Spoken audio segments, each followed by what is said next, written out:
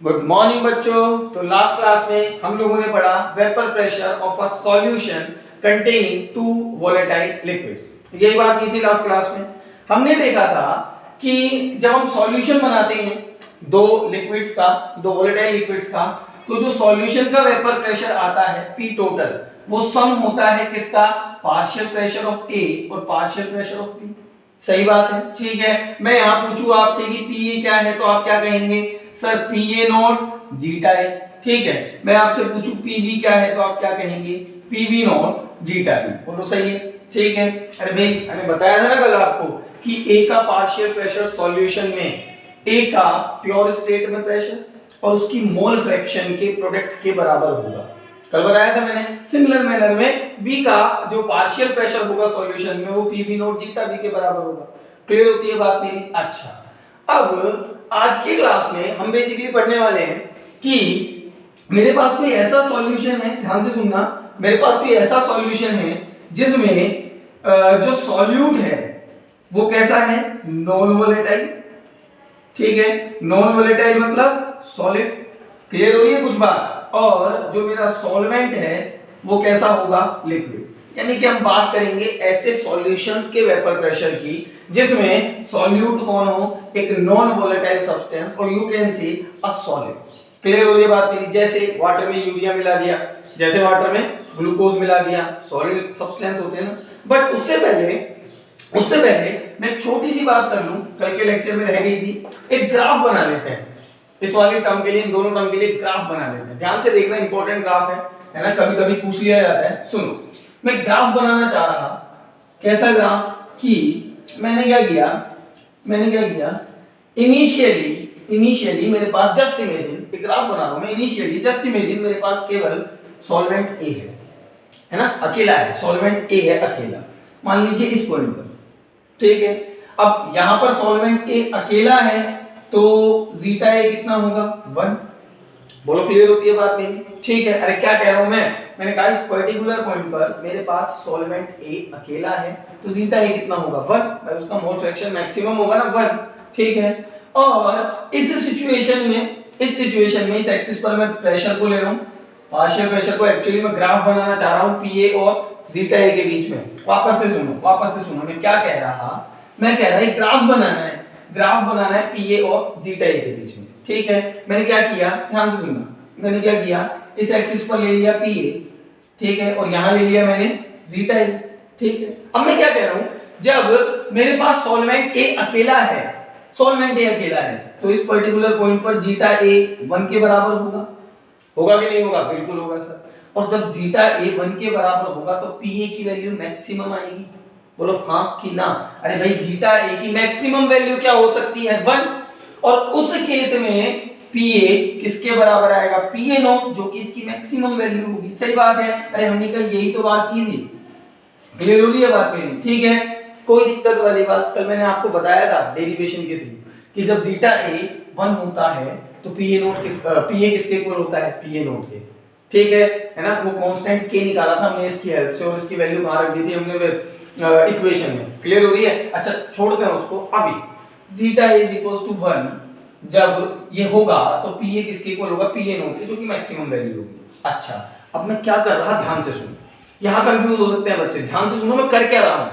मैं यहां पर इस सॉल्यूशन में से, ये जो मेरे पास पीए है ना, जो ए है मेरे पास सॉल्वेंट, उसमें बी के पार्टिकल मिलाते जा रहा हूं। क्या करता जा रहा हूं? बी के पार्टिकल मिलाते जा रहा हूं, मतलब मैं एक सॉल्यूट मिलाता जा रहा हूं बी। ठीक है। और साथ साथ ए को निकालता जा रहा हूं। Are you getting this? में क्या कह रहा, मैं कह रहा हूं कि मैं क्या कर रहा कि बी के पार्टिकल निकालता जा रहा धीरे धीरे, यानी कि आई एम सॉरी, ए के particle, I am really sorry, A के पार्टिकल निकालते जा रहा धीरे धीरे, यानी कि ए का मोल फ्रैक्शन कम होगा और बी के पार्टिकल मिलाता जा रहा। एक सॉल्यूशन बनाना है मुझे, पहले इसमें केवल क्या था? ए। जस्ट इमेजिनेशन, और कुछ नहीं है। मैंने क्या कहा, मेरे पास केवल ए था उस समय, जीटा ए किसके इक्वल था? पीए नॉट के। मैं क्या कर रहा, मैं ए को निकाल रहा और इसमें क्या मिला रहा? बी। तो क्या होगा? ए का मोल फ्रैक्शन कंटीन्यूअसली कम होगा। ठीक है। ए का मोल फ्रैक्शन कम होगा तो पीए की वैल्यू कम होगी। सही बात है। अब दोनों डायरेक्टली प्रोपोर्शनल है तो एक स्ट्रेट लाइन में कम होगी कुछ इस तरह से, बोलो हाँ कि ना। बिल्कुल सही बात है सर, कुछ इस तरह से कम होगी। क्लियर हो रही है मेरी बात? ठीक है, मैंने क्या कहा कि मैं ए को निकालता जा रहा तो कुछ इस तरह से वैल्यू कम होगी, है ना, स्ट्रेट लाइन में। साथ साथ मैंने बोला मैं क्या मिला रहा हूं, बी। क्लियर हो रही है बात मेरी? तो बी की वैल्यू यहां पर बढ़ती जाएगी। जस्ट इमेजिन कि ये लाइन किसके लिए है, पीबी के लिए, बी की वैल्यू लगातार बढ़ती जाएगी। क्लियर हो रही है बात मेरी? बी की वैल्यू लगातार बढ़ती जाएगी और एक टाइम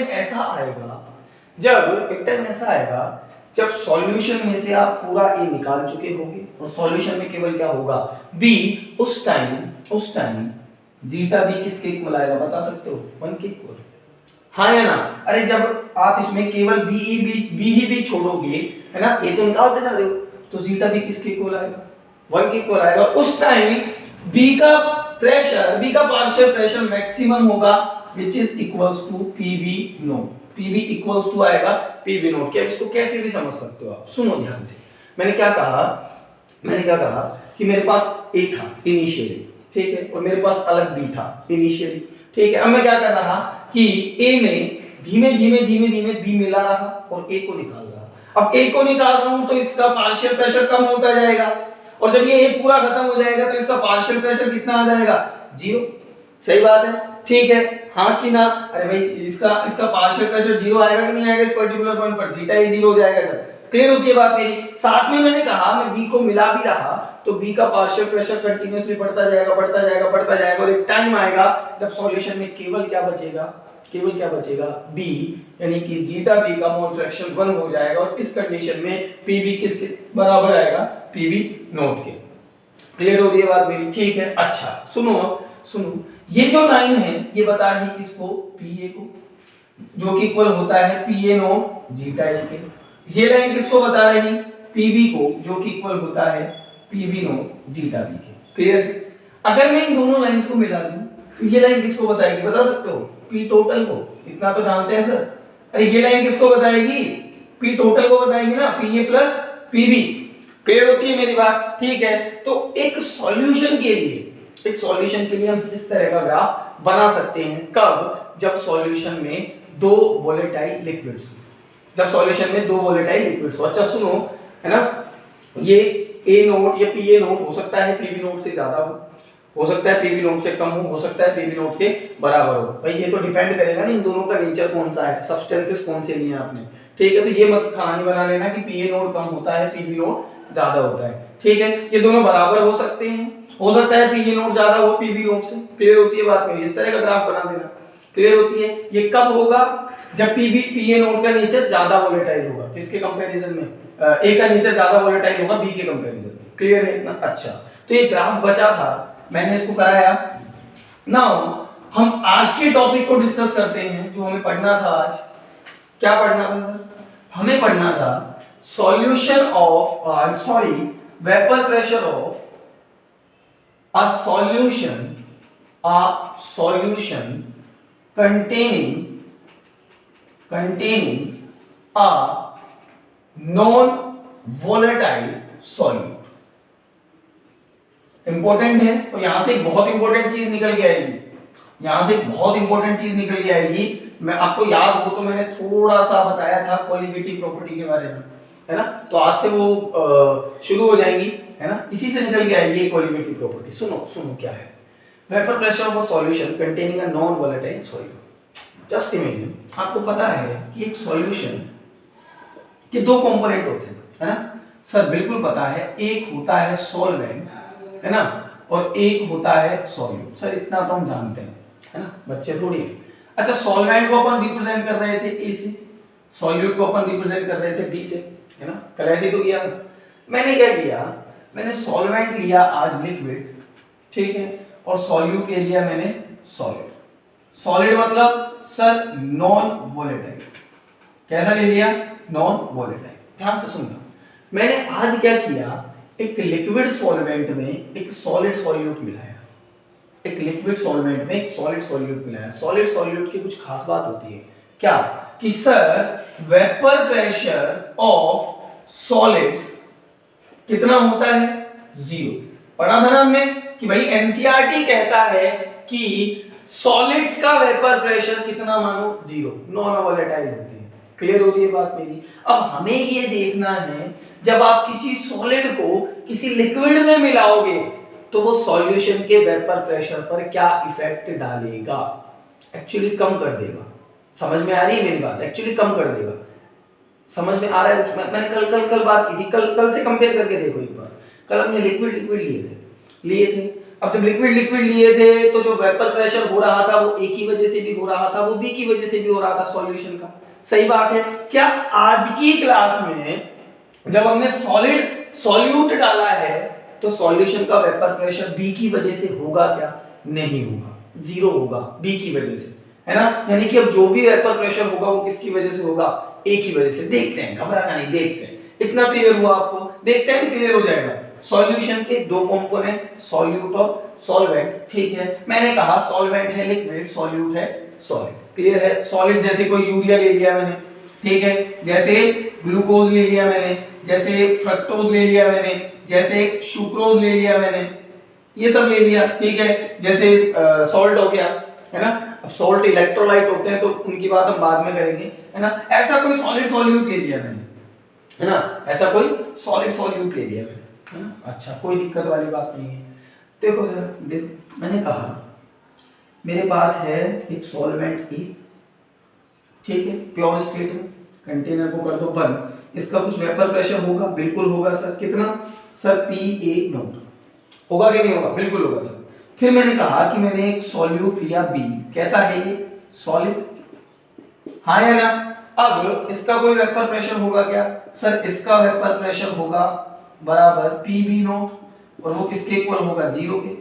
अरे अगर मानो भी तो PB0 ही तो लिखोगे और वो कितना होगा? 0। क्यों? क्योंकि सॉलिड है। अब मैंने दोनों को मिलाया, ध्यान से समझना, आराम से। मैंने दोनों को मिलाया, मैंने सॉल्यूट मिलाया इसमें सॉल्वेंट, तो मिला दिया सर, कोई दिक्कत वाली बात नहीं। अब होगा क्या? सिंस ये सॉल्यूशन है तो भी यूनिफॉर्मली डिवाइड हो जाएगा, इसमें यूनिफॉर्मली डिस्ट्रीब्यूट हो जाएगा। यानी कि ये ए के पार्टिकल, बीच में कुछ बी के पार्टिकल, फिर ए के, फिर बी के, फिर ए के, फिर बी के। अब ये कहानी सरफेस पर भी होगी, ये कहानी बल्क में भी होगी। सही बात है। अच्छा अब सुनो, यहां अगर मैं वेपर प्रेशर की बात करूं तो क्या आप मुझे बताओगे ए की वजह से कुछ वेपर प्रेशर होगा कि नहीं होगा? सर बिल्कुल होगा। ए कैसा है आपका? लिक्विड, तो ए इवेपोरेट होगा, इवेपोरेशन होगा इसका, और वेपर प्रेशर भी होगा। मैंने कहा कि सॉल्यूशन में जाने के बाद ए का वेपर प्रेशर हुआ PA, हाँ या ना। अरे भाई पार्शियल प्रेशर होगा ना इसका, भाई PA0 इसका प्रेशर था प्योर स्टेट में, जब इसका मोल फ्रैक्शन कितना था? 1। सही बात है। अब number of particle per unit volume में ए के डिक्रीज कर गए तो इसका पार्शियल इसका जो प्रेशर है PA0 वो PA0 ना रहके कुछ घट जाएगा। कितना हो जाएगा? PA। क्लियर होती है बात इतनी? अच्छा अब मैं बात करूं बी की, तो भैया बी का पार्शियल प्रेशर कितना होगा इसमें? 0। बी की वजह से कोई वेपर प्रेशर होगा क्या इसका? नहीं। अगर होता ये लिक्विड तो हम कहते हैं कि हाँ बी का इवेपोरेशन होगा, कुछ पार्शियल, कुछ प्रेशर लगाएगा वो। बट यहाँ बेटा ध्यान से देखो, यहाँ तो बी सॉलिड है, सॉलिड का कोई प्रेशर नहीं होता, कोई वेपर प्रेशर नहीं होता। मैंने लिखा PB = 0। Are you getting this और नॉट? क्लियर हो रही है बात मेरी? फिर से समझने एक बार, मैंने लिया कोई सॉल्वेंट ए, उसमें मिलाया सॉल्यूट बी। अब जो सॉल्यूशन का ये क्या है? A + B सॉल्यूशन का जो वेपर प्रेशर होगा वो केवल किस पर डिपेंड करेगा? PA पे। कल किस पर कर रहा था? PA पर भी कर रहा था, PB पर भी, PA + PB आ रहा था। आज केवल किसके इक्वल आएगा? PA के। क्या मैं लिख दूं? ध्यान से सुनो, वेपर प्रेशर ऑफ सॉल्यूशन, या जिसको हम कह रहे थे P टोटल इक्वल होगा PA + PB के। अरे पढ़ा था ना कल हमने। अच्छा PA किसके इक्वल होगा बता सकते हो? अरे PA तो वैसे ही निकालोगे ना, PA कल निकाल के देखा ना हमने, PA0 G टाइप। सही बात है सर, PA इक्वल होगा PA0 G टाइप के। सही है। और PB किसके इक्वल होगा? 0 के, तो +0, यानी कि जो टोटल वेपर प्रेशर होगा वो किसके इक्वल होगा? केवल PA0 G टाइप के। यानी कि सर यहां आप चाहे इसको पी टोटल कह दो, चाहे आप इसको पीए कह दो, कोई फर्क नहीं पड़ता सर। ये किसके इक्वल आने वाला है, पीए नोट जीटा ई के। क्लियर है बात मेरी। एक्चुअली में सॉल्यूशन का वेपर प्रेशर अब केवल किसकी वजह से है, ए की वजह से।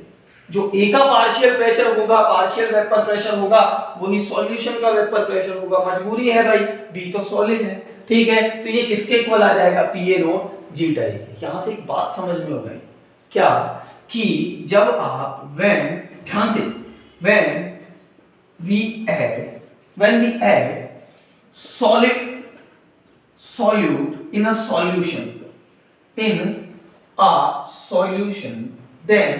vapor pressure of solution decreases। बोलो हाँ कि ना, बिल्कुल सॉल्यूशन का वेपर प्रेशर डिक्रीज कर जाएगा। क्लियर हो रही है बात मेरी, ठीक है। कल Pa प्लस Pb के बराबर था, आज केवल किसके बराबर है, Pa के। क्लियर हो रही है बात मेरी, आज केवल किसके बराबर है, Pa के। यानी कि हम बहुत इंपॉर्टेंट बात है कि Pa नोट ज्यादा होगा किसके, पी टोटल के, या ऐसे लिख दो इसको, पी टोटल कम होगा आज किससे, पी ए नोट से। किससे, पी ए नोट से। कई किताबें इसको पी टोटल की जगह पी ए लिख सकती हैं, आप समझ सकते हो, है ना। पी ए लिख देती हैं, आप समझ सकते हो कि जो पी ए है वही पी टोटल है यहाँ पर। तो यही लिखा मैंने कि अब सॉल्यूशन का वेपर प्रेशर डिक्रीज कर जाएगा ए के वेपर प्रेशर से। बोलो बात समझ में आई। सॉल्यूशन का वेपर प्रेशर कम होगा किसके कंपैरिजन में, ए के प्योर स्टेट में वेपर प्रेशर। क्लियर है बात मेरी। इसको हम कहते हैं लॉरिंग इन वेपर प्रेशर। वेपर प्रेशर में कमी आना, जब आप कोई सॉलिड सॉल्यूट ऐड करते हो तो वेपर प्रेशर डिक्रीज कर जाता है। आर यू गेटिंग दिस, ठीक है। अच्छा, तो आगे हम बात करते हैं, इतना आपको समझ में आया होगा, है ना। आगे हम बात करते हैं, देखो सुन आगे देखो जरा सुनो। मैंने कहा कि पी टोटल, जिसको मैं पीए लिख रहा हूं, कोई दिक्कत तो नहीं है आपको भाई। सॉल्यूशन का वेपर प्रेशर पी टोटल बराबर होगा पीए के, ठीक है ना। PA is equals to PA note zeta A, सही है। अच्छा एक बात बताओ, जीटा ए किसके इक्वल होता है, बताओ, 1 माइनस जीटा बी के। अरे पढ़ा था सर हमने, zeta A plus zeta B is equals to 1, है ना। तो zeta A is equals to क्या होगा, बता सकते हो, 1 माइनस जीटा बी। बोलो क्लियर होती है बात मेरी। तो क्या मैं जीटा ए की जगह 1 माइनस जीटा बी रख दूं, कोई दिक्कत तो नहीं किसी को। सर कर लो आपका जो मन कर रहा है ना। जीटा बी रख दूं तो नया फॉर्मूला आ जाएगा, P A is equals to P A naught, है ना, और 1 माइनस जीटा बी। बोलो कोई दिक्कत वाली बात। सॉल्व करो इसको, तो P A will be equals to, बहुत इंपॉर्टेंट बात आने वाली है, P A is equals to P A note minus P A note zeta B. बोलो कोई दिक्कत वाली बात। सॉल्व किया तो P A note minus P A note zeta B. Clear होती है बात में। अच्छा सुनो, इस वाली टर्म को इधर ले जाते हैं, इसको इधर ले जाते हैं, ध्यान से सुनना। क्या मैं ऐसा लिख सकता हूं इस इक्वेशन को, P A note zeta B will be equals to P A note minus P A, लिख सकता हूं क्या। अरे कुछ नहीं किया, इसको इधर ले गया, इसको इधर ले गया, है ना, एक्सचेंज कर दिया दोनों तरफ। ये प्लस का हो जाएगा P A note zeta B, ये इधर जाएगा तो माइनस पी ए, ठीक है, बिल्कुल सही। अच्छा सुनो अब आगे, ये टर्म को देखो, इस टर्म को देखो क्या है। ये लिखा है मैंने पी ए नोट क्या था, इनिशियल वेपर प्रेशर ऑफ ए, हाँ है ना, ठीक है। या आप लिख सकते हो इसको लिख सकते हो vapour pressure of A in pure state, in its pure state लिख सकते हैं। अच्छा पीए क्या है, वेपर प्रेशर ऑफ सॉल्यूशन। अरे ए का पार्शियल प्रेशर है जानता हूं, पर वही तो वेपर प्रेशर होगा ना सॉल्यूशन का। ए का पार्शियल प्रेशर ही एक्चुअली में सॉल्यूशन का वेपर प्रेशर होगा। क्लियर हो रही है बात मेरी, बहुत बढ़िया। इस पूरे टर्म को मैं क्या करूंगा, जरा देखो, पहले था वेपर प्रेशर पीए नोट, घटकर रह गया पीए, तो क्या मैं इस टर्म को लिख सकता लोअरिंग इन वेपर प्रेशर। क्या मैं लिख सकता है इसको लोअरिंग इन वेपर प्रेशर। बोलो हाँ कि ना। अरे जो वेपर प्रेशर में कमी आई है वही तो है ये, और वो किसके इक्वल होगी, पीए नोट जीटा बी के। किसके इक्वल होगी, पीए नोट जीटा बी के। Are you getting this. मैं क्या कह रहा, मैं कह रहा कि मैंने इस इक्वेशन को इस तरह अरेंज किया, मेरे पास ये टर्म निकल के आया। ये किसको बता रहा, लोअरिंग इन वेपर प्रेशर, पहले वेपर प्रेशर था पीए नोट, अब है पीए, तो पीए नोट माइनस पीए क्या होगा, वेपर प्रेशर में आई कमी जो किसके बराबर होगी, पीए नोट जीटा वी के। क्लियर। अच्छा, इसको एक और तरीके से लिखते हैं, पीए नोट को यहां ले आए, zeta B is equals to क्या होगा, इस इक्वेशन से मैं इसको सही लिखता हूं थोड़ा सा, है ना, थोड़ा सा लिखता हूं, will be equals to PA note minus PA. ठीक है, और इसको मैं क्या कह रहा, मैं कह रहा इसको lowering in vapour pressure, vapour pressure of solution. ठीक है, कोई दिक्कत। अब सुनो, मैंने कहा इस इक्वेशन से जीटा वी क्या होगा, sir zeta B is equals to होगा P A note minus P A upon में पीए नोट। अब सर ये क्या है, सुनो सुनो, ये क्या है, सुनो, ये बहुत इंपॉर्टेंट टर्म है, ये सबसे ज्यादा इंपॉर्टेंट टर्म है जो भी पढ़ाया मैंने अब तक आपको। सुनो, ये है relative lowering in vapour pressure, ऊपर sorry lowering in vapour pressure, I am really sorry, ऊपर क्या है, लोअरिंग इन वेपर प्रेशर।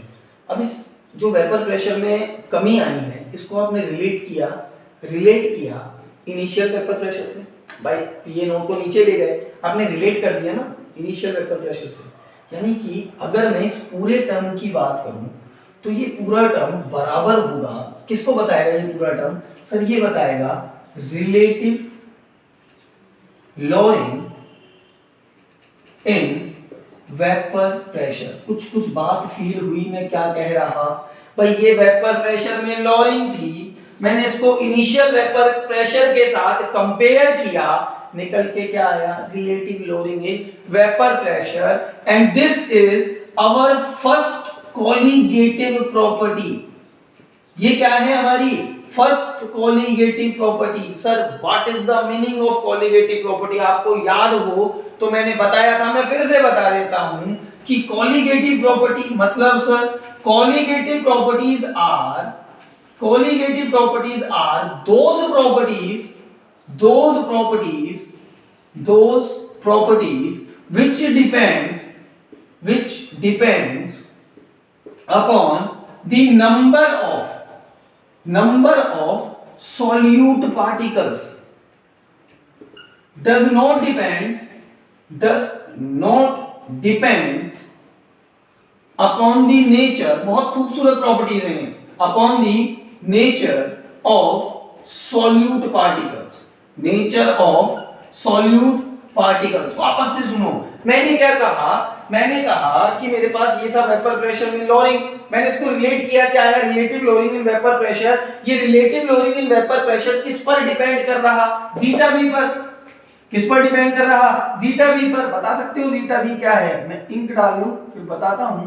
अच्छा खुद से सोचो जीटा वी क्या है, पता है सबको, sir zeta B is the mole fraction of solute. Zeta B क्या है, sir zeta B is the mole fraction, zeta B is the mole fraction of solute. यानी कि ये जीटा वी किसको बता रहा है, सॉल्यूट के पार्टिकल्स को। अरे मोल फ्रैक्शन कंसंट्रेशन टर्म है, यही तो बताने का तरीका है कि कितने सॉल्यूट पार्टिकल्स हैं आपके पास। क्लियर आ रही है बात मेरी। तो ये जो टर्म है डिपेंड कर रहा किस पर, जीटा वी पर, यानी कि सॉल्यूट की मोल फ्रैक्शन पर, यानी कि सॉल्यूट के नंबर ऑफ पार्टिकल्स पर, है ना, सॉल्यूट के नंबर ऑफ पार्टिकल्स पर। और ऐसी प्रॉपर्टीज को हम क्या कहेंगे, कॉलिगेटिव प्रॉपर्टीज। क्लियर हो रही है बात मेरी, कुछ समझ आ रहा है। ठीक है, फिर से कि relative lowering in vapour pressure depend करता है मोल फ्रैक्शन ऑफ सॉल्यूट, यानी कि number of particles of solute पर। तो ये कैसी प्रॉपर्टी हो गई, कॉलिगेटिव प्रॉपर्टी।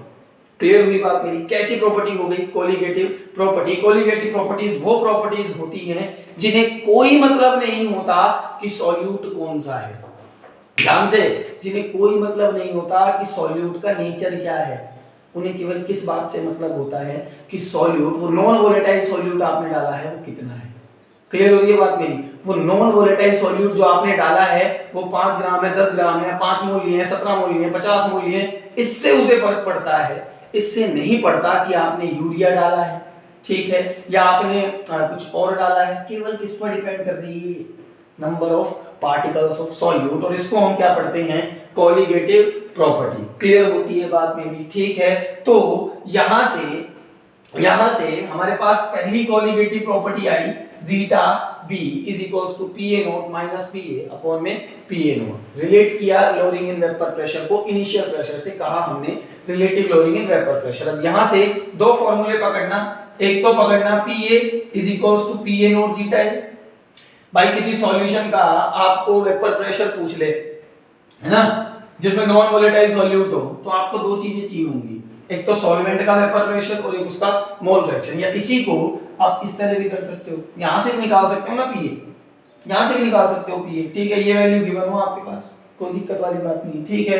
अच्छा, इसी को थोड़ा और मॉडिफाई कर देते हैं, मैं इसको मिटा रहा हूं, यहां से मैं इसको मिटा रहा हूं, इसी को थोड़ा सा और बेटर तरीके से लिखें तो आपको पता है कि P A note minus P A upon में P A not which is our first colligative property equal I किसके, जीटा बी के। अच्छा, जीटा बी क्या है sir, mole fraction of B. Zeta B क्या है, मोल फ्रैक्शन ऑफ बी।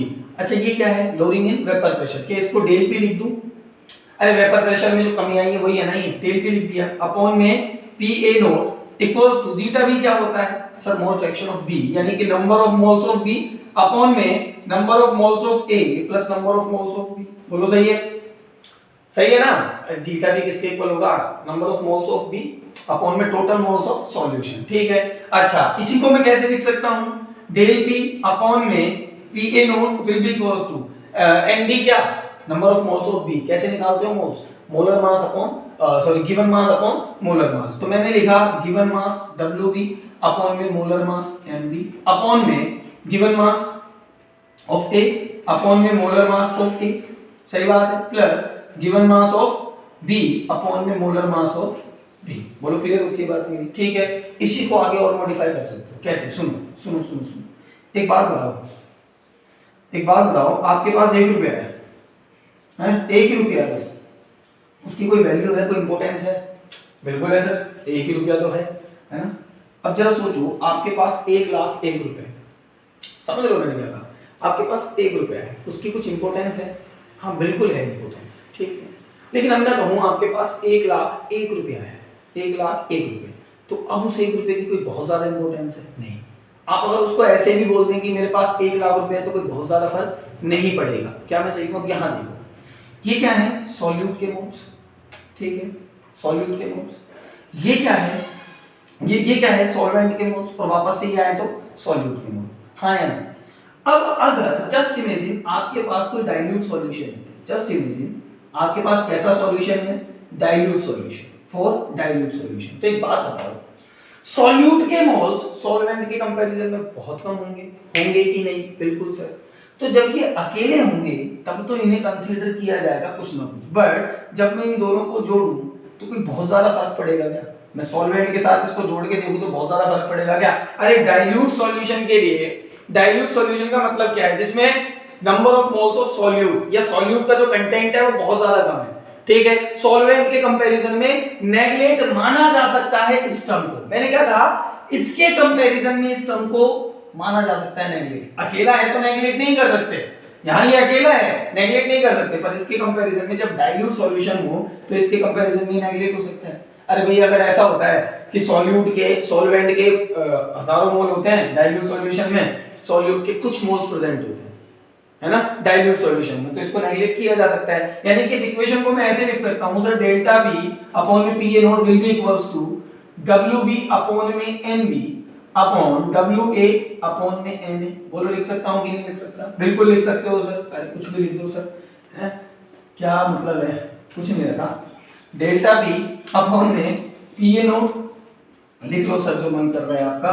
तो इसको फॉर्मूले को अरेंज किया, W B into M A upon में एम बी इंटू डब्ल्यू। बोलो क्लियर होती है बात मेरी, ठीक है। फाइनली हमने देखा कि relative lowering in vapour pressure, ये relative lowering in vapour pressure है ना, इस तरह भी आप कैलकुलेट कर सकते हो, ठीक है। अब न्यूमेरिकल किस तरह के आ सकते हैं? हो सकता है आपसे सॉल्यूट का मास पूछ ले, सुनना, हो सकता है आपसे सॉल्यूट का ग्राम में मास पूछ ले, मोलर मास दे के और सॉल्वेंट बता के, और ये दे देगा आपको relative lowering in vapour pressure कितना है, ठीक है। हो सकता है आपसे पीए नोट पूछ ले, हो सकता है आपसे टोटल वेपर प्रेशर पूछ ले। तो इस सब तरह के क्वेश्चंस हम करेंगे। यहाँ डिफरेंट टर्म्स का मतलब लिख लो, WB क्या है, बोलो mass in gram of solute, B solute को रिप्रेजेंट करता है ना, एम ए ये क्या है, molar mass of solvent, molar mass of solvent. मैं बात करूं एम बी की, तो एम बी क्या है आपका sir, molar mass of solute, molar mass of solute, board का ये वाला पार्ट दिख रहा होगा आपको।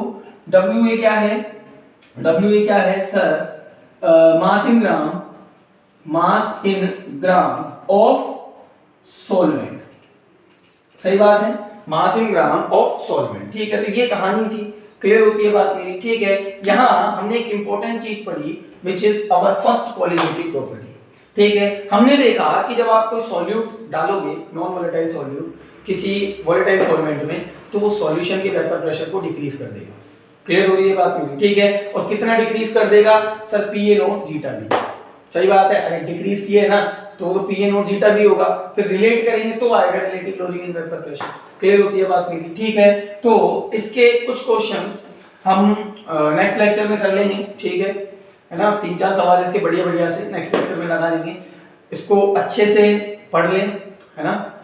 और जो भी कोई प्रॉब्लम आती है, डाउट आता है, तो आप उससे पूछ सकते हैं।